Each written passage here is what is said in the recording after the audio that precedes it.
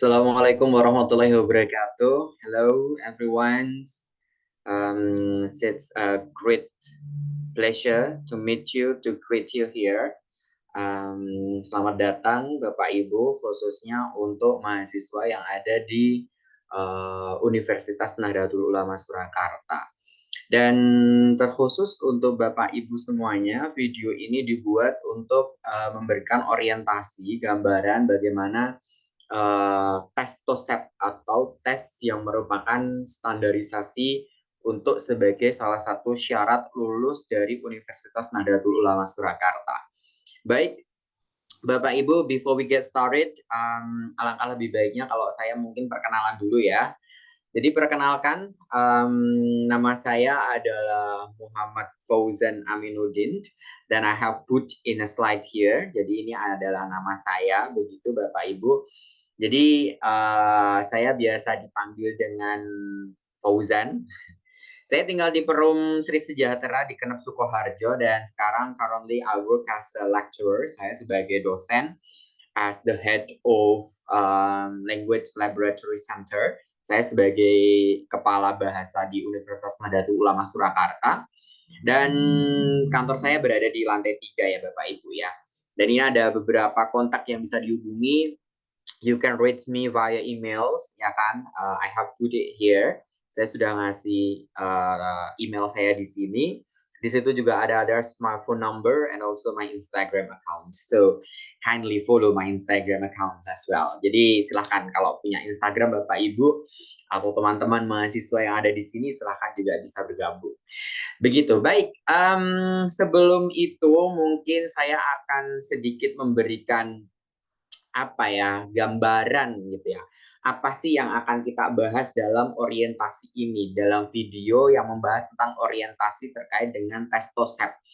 Atau mungkin biasanya Bapak Ibu lebih mengenal dengan tes TOEFL. Baik Bapak Ibu, jadi kenapa kok namanya TOSEP nih gitu. Jadi tes TOSEP itu adalah merupakan tes yang sudah kita buat bersama-sama gitu kan dari lembaga bahasa untuk menyelenggarakan ujian sebagai salah satu alat untuk mengukur kemampuan atau profisiensi, language proficiency-nya mahasiswa yang ada di UNU Surakarta.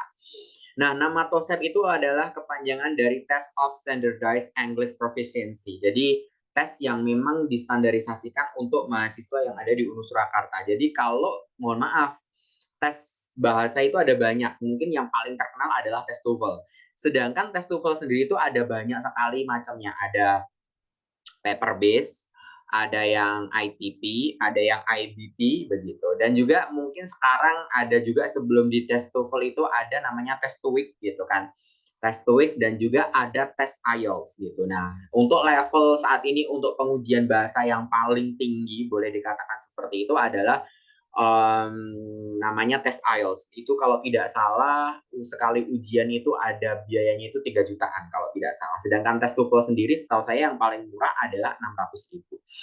Nah, jadi tes TOSEP ini merupakan gabungan dari tes TOEFL dan juga tes TOEIC Bapak Ibu. Jadi tidak murni TOEFL sekali karena mohon maaf kalau kita memberikan tes TOEFL sekali dalam artian topik-topiknya itu adalah very academic topic ya kan boleh dikatakan gitu topik yang sangat akademisi itu saya rasa akan sangat kesulitan untuk mahasiswa yang ada di UNU Surakarta itu karena we come from various background. Jadi kita itu datang dari berbagai macam background, dari latar belakang yang berbeda-beda begitu. Jadi jurusannya pun juga berbeda-beda. Jadi kita akan menempatkan menjadi salah satu saja gitu. Nah, jadi ini gabungan dari tes TOEIC dan juga tes TOEFL kalau nanti Bapak Ibu bisa belajar ya gitu.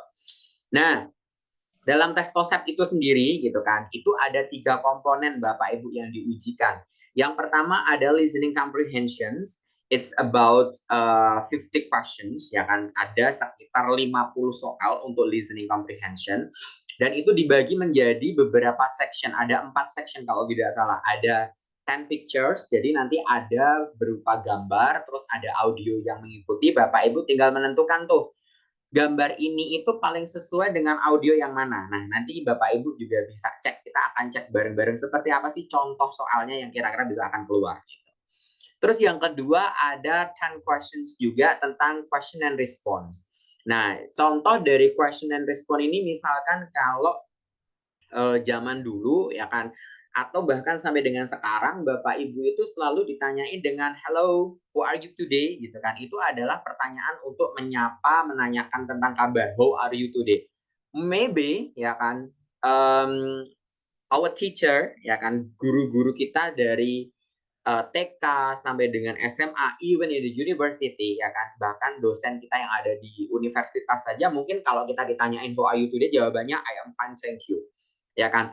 That's okay ya kan. It's still acceptable ya kan. Itu memang memang sangat diterima di telinga kita gitu kan. Tapi apakah jawabannya selalu yes I am fine, thank you? No. Jadi jawabannya itu it can be various responses ya kan, itu bisa bermacam-macam respon seperti itu. Nah, contoh maksudnya bermacam-macam respon itu seperti apa? Karena kita tahu setiap orang itu mungkin ketika ditanyakan how are you today itu kan tidak tahu ya apakah saat itu sedang sakit gigi atau sedang demam, sedang galau, kan kita nggak tahu ya kan. Makanya bisa dijawab dengan jawaban-jawaban yang lain, tidak selalu how are you today, it's pretty good and so far so good. Hey, what's up? Oh, ya, ada banyak sekali tanya gitu kan. How do you do gitu kan. I have a misalkan dia I have a toothache gitu kan, saya sedang sakit gigi gitu. Jadi diceritakan, jangan sampai tidak diceritakan. Makanya contoh question and response itu contohnya seperti itu gitu. Tapi ya tidak selalu pertanyaan tentang how are you today, nanti mungkin bisa bertanya tentang hal yang lain juga begitu ya Bapak Ibu ya. Terus yang selanjutnya ada namanya short conversations dan itu ada 15 ya, ada 15 soal yang menjawab tentang short conversation. Misalkan nanti ada contohnya, nanti akan kita cuplikan. Terus yang selanjutnya juga ada 15, itu ada soal 15 namanya talks. Talks itu kayak semacam informasi, mungkin kayak contohnya itu Bapak Ibu pernah naik KRL atau kereta ataupun naik pesawat gitu kan, atau bahkan even Bapak Ibu naik BST ya, naik busway, naik bus gitu kan. Itu biasanya kalau akan sampai di terminal, di stasiun selanjutnya itu kan ada informasi dari audio yang sudah secara otomatis di-play-kan. Misalkan kayak contoh seperti ini, Bapak Ibu kita akan sampai di terminal Purwosari dengan tujuan ini di kota Solo gitu kan. Pastikan barang-barang bawaan Anda tidak tertinggal dan pastikan jangan sampai Anda terpeleset karena jalan licin. Itu adalah salah satu informasi yang sering kita akan dengar dan kita terima di dalam gerbong kereta, misalkan seperti itu. Nah, nanti gitu kan ada beberapa soal yang mengikuti. Nah, misalkan di mana sih biasa kita dengar audio seperti itu gitu kan, informasi seperti itu di mana begitu. Jadi boleh dikatakan it's still relate to our daily activities ya kan. Boleh dikatakan ini tuh apa ya? Tes yang memang selalu kita kerjakan dalam keseharian. Memang ya kita kesehariannya dalam bahasa Indonesia, ya bahasa Jawa gitu kan atau bahasa yang lain, tapi ketika ini diteskan dipakai dalam bahasa Inggris, so of course it will be in English ya kan. Jadi makanya semua akan dalam bahasa Inggris. Terus ada juga part selanjutnya adalah structure and written expression ya. Jadi structure and written expression itu sama, ada error recognition sama ada incomplete. Yang pertama ada incomplete dulu. Jadi nanti akan ada kalimat apa ya namanya, tidak lengkap ya kan. Kalimatnya itu tidak masih ada kosong titik-titik di tengahnya atau di belakangnya atau di depannya gitu. Nah, nanti Bapak Ibu tinggal mencari ABC yang paling sesuai. Terus ada lagi nanti ada yang namanya written expressions ya. Ini yang incomplete sudah, sekarang yang written expression itu ada namanya error recognition. Jadi error recognition itu akan ada kalimat satu full dan itu akan digarisin katanya tertentu, di kata-kata tertentu lah, di A, B, C, D yang mana gitu ya. Nah, tugasnya Bapak Ibu adalah Bapak Ibu tinggal mencari mana yang harus dibenerin tuh. Jadi mencari yang salah ibaratnya begitu ya. Dari A, B, C, D itu dicari yang salah untuk yang error recognition tadi ya kan. Mencari yang salah, namanya saya error recognition. Berarti tahu oh ini tuh salah, harusnya benernya bagaimana begitu. Nah, itu bisa dicari. Nanti Bapak Ibu bisa belajar-belajar juga buka di materi test week, ada di test itu juga banyak begitu ya. Terus yang selanjutnya ada reading comprehension. Nah, reading comprehension ini Bapak Ibu bisa apa ya namanya ya? Bapak Ibu bisa melihat materi-materi yang ada di TOEIC dan juga tes TOEFL. Kalau tes TOEFL itu kan materinya very scientific, kayak contoh misalkan ada bacaan dalam bahasa Inggris yang menceritakan adanya proses terjadinya gerhana matahari atau gerhana bulan atau adanya gempa dan lain sebagainya gitu. Nah itu ya kan itu jarang akan kita temui dalam ujian TOSEP kita karena kembali lagi ini distandarisasikan dengan kemampuan bahasa Inggris yang ada di mahasiswa kita gitu. Bukan berarti nanti tidak ada, tetap ada, tetapi mungkin bahasanya tidak serumit ketika kita menghadapi tes TOEFL gitu.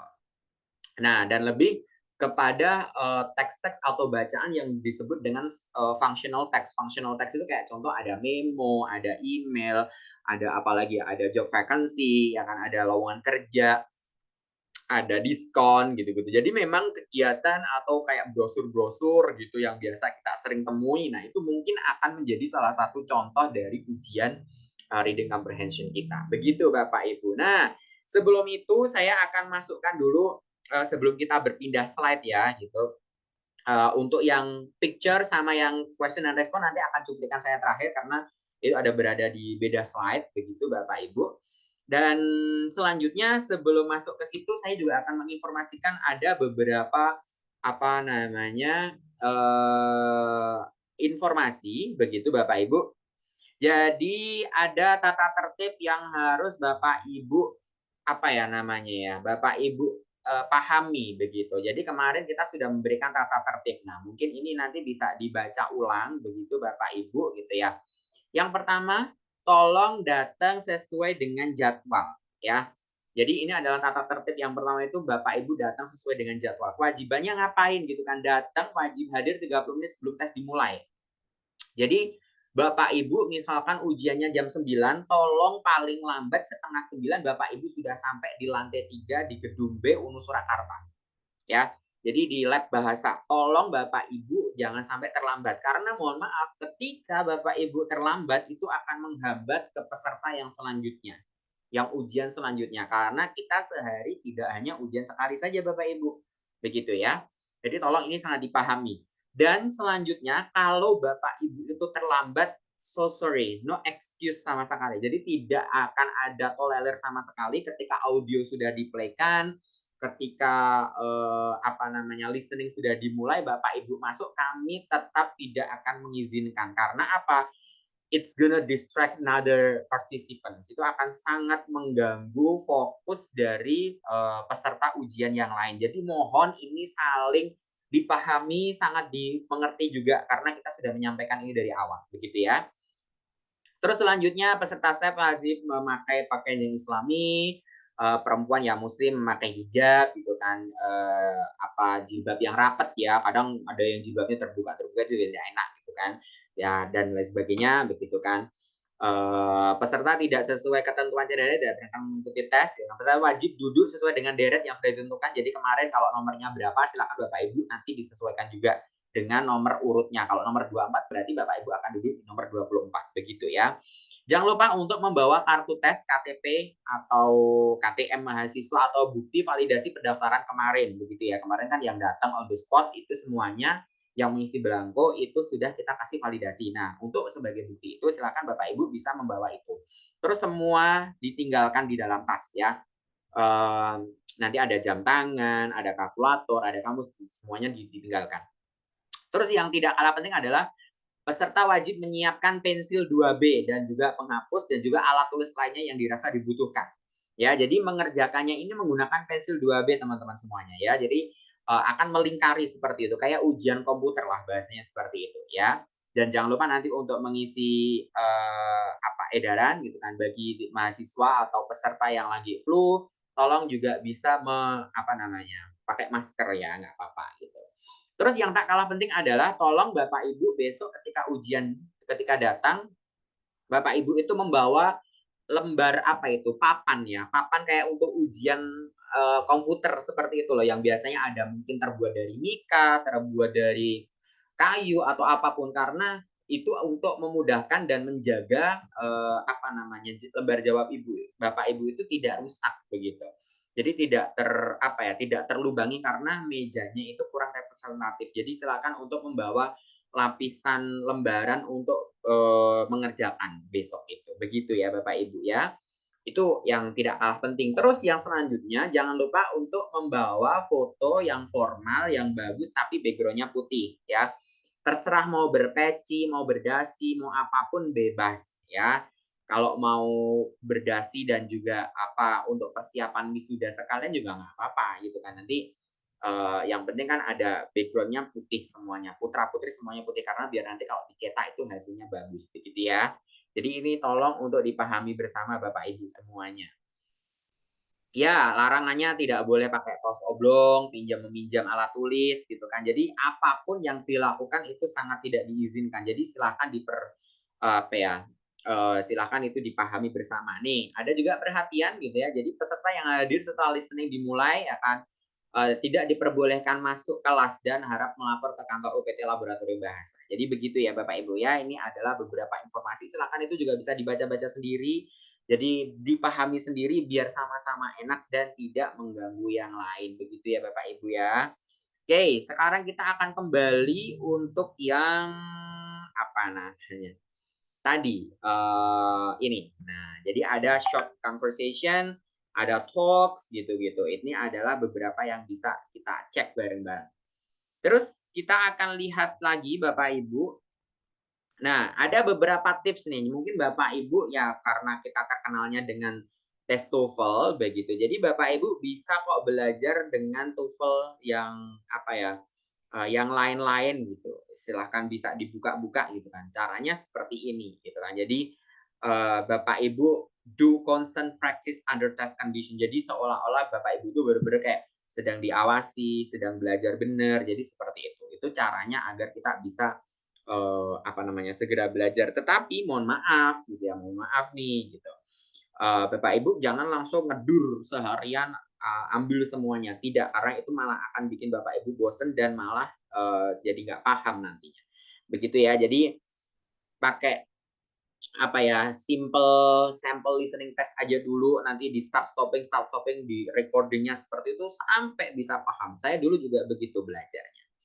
Nah, terus ngomongin masalah materi tadi, begitu ya Bapak Ibu ya, ini adalah salah satu topik yang akan kita temui yaitu fokus on the last line. Jadi ini adalah di yang 15 soal tentang short conversation tadi. Jadi akan ada orang dua bercakap-cakap, terus Bapak Ibu akan dengar narator yang menanyakan tentang soalnya, begitu. Nah, Bapak Ibu saya mohon ini adalah salah satu tips aja sih ya, tapi kalau Bapak Ibu udah memang paham banget ya nggak apa-apa gitu.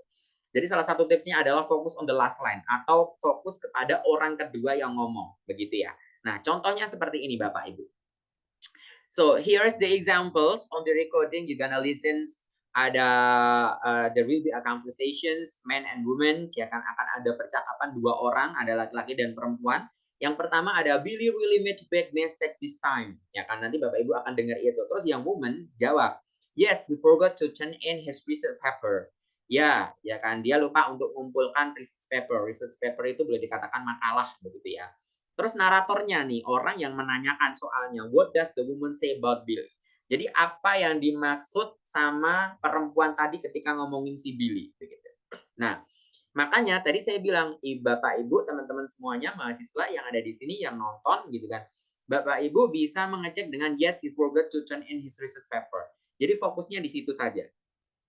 Nah, terus berarti Bapak Ibu mencari mana nih yang paling sesuai gitu kan. Apakah A, B, C atau D? Nah, jangan sampai terjebak untuk memilih jawaban yang B karena he forgot to write his paper.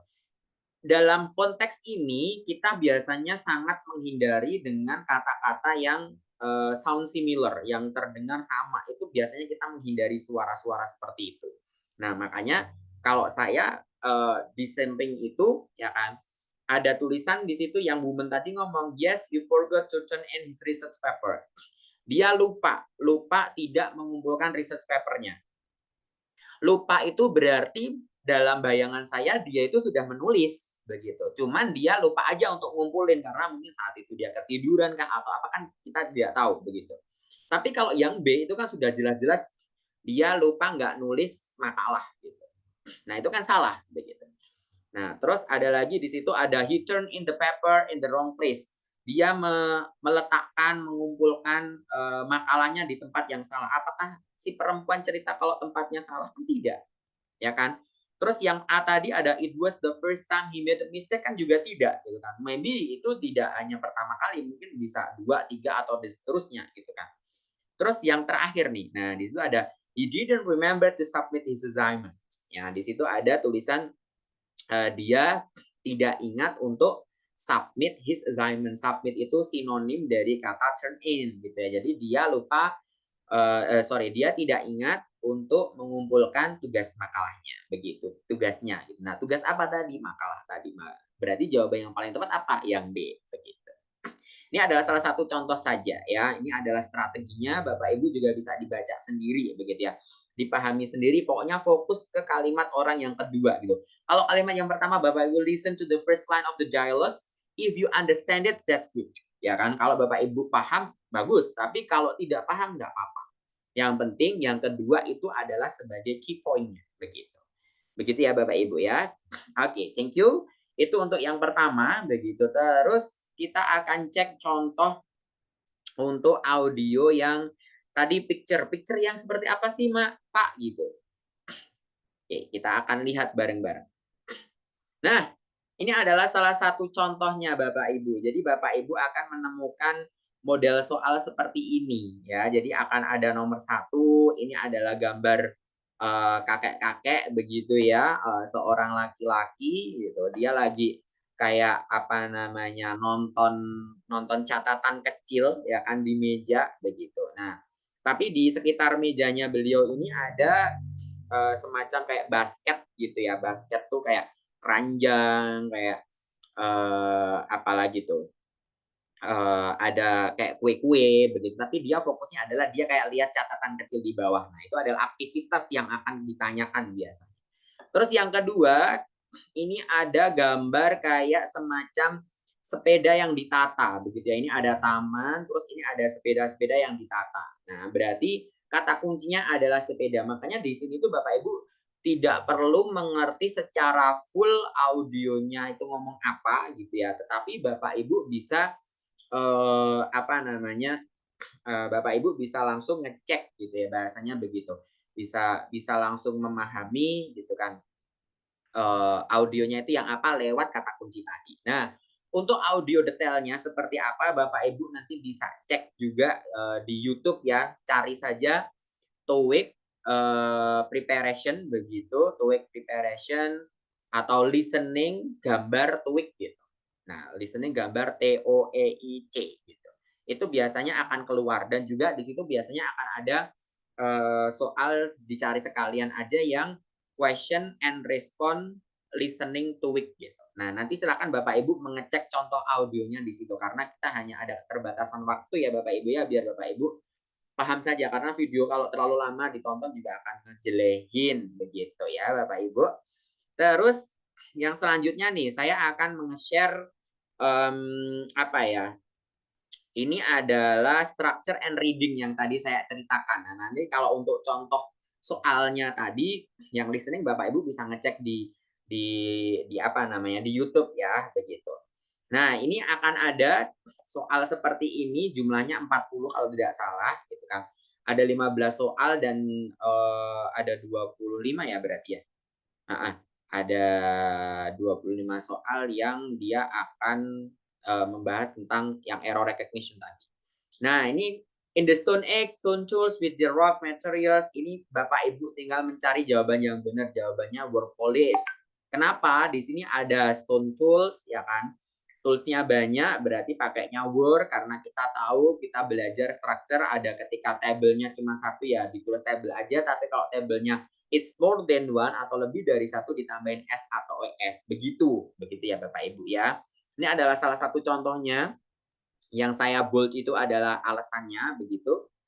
Nah, terus di sini juga ada contoh yang tadi saya bilang yang error recognition. Ini ada yang digaris bawain seperti ini. Simple, yang A ada living, ada on, ada R, ada bacteria, ada R, ya kan? Yang D ada R gitu. Terus di situ ada all people knows what the ultimate effect of global pollution will be. Ada knows-nya A, ada ultimate B, ada global C, ada pollution D. Nah, kita akan bahas yang nomor 5. Kenapa kok jawabannya adalah yang A, yang saya bold? Karena tahu, kembali lagi, ketika kita dulu diajari guru-guru kita untuk apa namanya, Dewi Ayu nggak doyan es, Sisi Ed yang doyan es. Nah, itu kita akan flashback juga di situ. People itu kan artinya kan banyak, kalau satu kan person ya.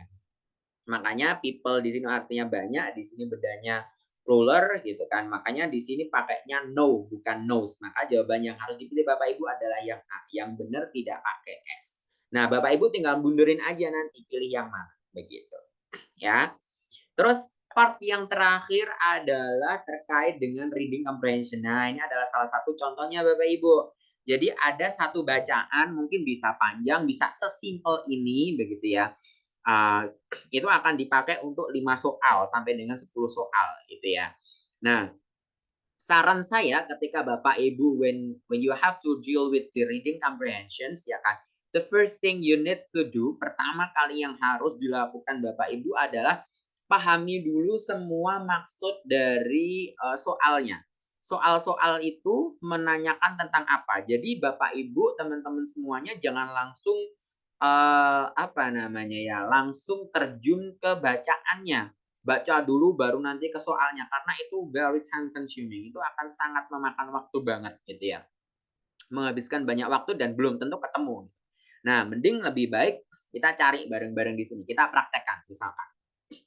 Nomor 6, what market is being discussed. Jadi market apa yang sedang didiskusikan di situ? Marketnya apa sih? Maksudnya apa itu dia akan kemana begitu ya? Apakah ke New York, Indonesia, Atlanta, or Miami? Ya, jawabannya adalah Atlanta. Kenapa kok Atlanta? Ya di sini ada contracting distributor to represent us in Atlanta, Georgia area. Nah, jadi Bapak Ibu langsung bisa mengecek di situ ya.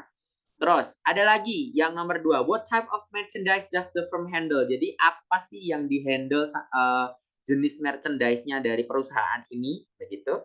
Apa Bapak Ibu? Yang benar, yang A. Ada furniture. Di situ dilihat dari quota permit for furniture products ya. Oke. Dan di situ juga ada kata warehouses juga ya kan. Itu biasanya terkait dengan furniture. Nah, terus the last ya kan pertanyaan terakhir. The advertisement mention the company having all the following except apa nih? Yes, American factories. Karena kalau regional offices kan dia udah mau buka di situ ya. Ada di mau Atlanta gitu kan, ada storage facilities, ada import permits. Import permit itu ada yang import licenses itu loh. Nah, itu kan sama permit dengan licenses cuman ya kembali lagi bahasa Inggris itu dia biasanya akan dikeluarkan dengan model-model sinonim seperti itu. Oke, Bapak Ibu, ini adalah informasi yang bisa saya sampaikan ke Bapak Ibu semuanya. Semoga bermanfaat. Dan jangan lupa kembali lagi saya ingatkan alat tulis, papan, penghapus, rautan semuanya bawa sendiri ya. Jangan lupa untuk bawa KTP dan juga bawa foto. Dan yang terakhir adalah Bapak Ibu jangan sampai terlambat untuk datang. Begitu Bapak Ibu semuanya. Mungkin nanti kalau ada pertanyaan yang lain bisa ditanyakan juga langsung kepada kita yang ada di apa namanya UPT Bahasa UNU Surakarta, silakan Bapak Ibu bisa langsung datang ke sana begitu atau mungkin nanti bisa WA ke nomornya Pak Agus Dimyati atau ke nomor WA saya begitu. Terima kasih. Mohon maaf it's a very pleasure times to having you all here ya kan bisa ketemu dengan Bapak Ibu secara virtual di sini. Semoga Bapak Ibu selalu dimudahkan, disehatkan. Oh ya, satu lagi jadi skornya itu passing grade-nya adalah 450. Biayanya kemarin itu 250 itu untuk 2 kali ujian. Tapi maksudnya 2 kali ujian seperti ini.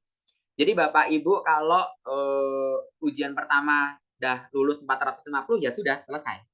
Tapi kalau Bapak Ibu tidak lulus 450 maka Bapak Ibu akan dapat ujian remedi. Nah, kalau remedi lulus ya sudah selesai. Kalau remedi nggak lulus ya sudah, ulangi lagi, bayar lagi, ujian lagi, seperti ini lagi skemanya. Begitu ya Bapak Ibu ya, terima kasih semoga bisa dipahami bersama, sehat selalu, kurang lebihnya mohon maaf. Sekian dari saya, wassalamualaikum warahmatullahi wabarakatuh. Terima kasih Bapak Ibu, see you another time.